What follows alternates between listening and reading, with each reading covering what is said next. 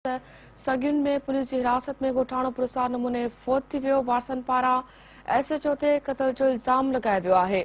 सूबो देरो पुलिस जी हिरासत में ॻोठाणे लाल बख़्श मंगेजे जे ओचितो तबियत ख़राब थी वई, जंहिंखे ख़ैरपुर अस्पताल नियो पियो वियो त हुन रस्ते में दम ॾेई छॾियो।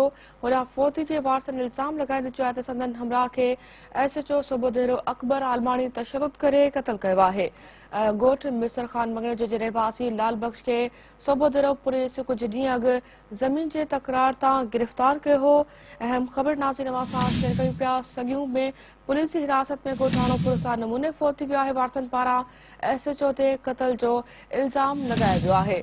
अवां खे नाज़रीन आगाह कंदा हलूं, सूबो देरो पुलिस जी हिरासत में ॻोठाणे लाल बख़्श मंगेजे जी ओचितो तबियत ख़राब थी वई, जंहिंखे ख़ैरपुर अस्पताल नियो पियो वियो त हुन रस्ते में दम ॾेई छॾियो। होॾां फ़ौती जे वारसनि इल्ज़ाम लॻाईंदे चयो त संदन हमराह खे SHO सूबो देरो अकबर आलमाणी तशदुद करे क़त्ल कयो आहे।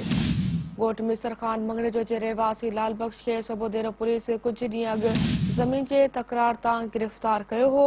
अवां खे नाज़रीन हिकु भेरो ॿीहर अपडेट कंदा हलूं। अहम ख़बर आहे सगियूं में पुलिस जी हिरासत में ॻोठाणो पुरस्कार नमूने फ़ौत थी वियो आहे। वारसनि पारां SHO ते क़त्ल जो इल्ज़ाम लॻायो वियो आहे।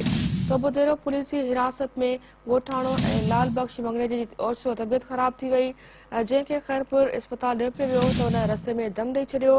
नाज़रीन अवां खे ॿुधाईंदा हलूं, होॾां फ़ौती जे वारसनि इल्ज़ाम लॻाईंदे इहो चयो आहे त संदन हमराह खे SHO सूबो देरो अकबर आलमाणी तशदुद करे क़त्ल कयो आहे।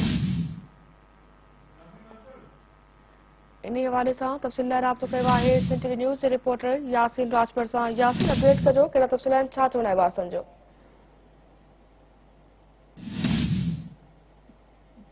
जी, रानीपुर जे भरिसां ॻोठ मिसर सातो जे रहवासियुनि रानीपुर क़ौमी शाहरा ते धरणो हणी लाश जेको आहे रखी हुई, धरणो हणी वेही रहिया। जंहिंजो चवणु आहे त असांजो नौजवान जेको आहे लाल बख़्श, उहो सूबे देरो पुलिस गिरफ़्तार कयो हो। पुलिस ज़मीन जे मसइले तां हुनखे जेको आहे पुलिस टार्चर करे जेको आहे हुनखे थाणे जे अंदरि जेको आहे सो क़त्ल कयो आहे।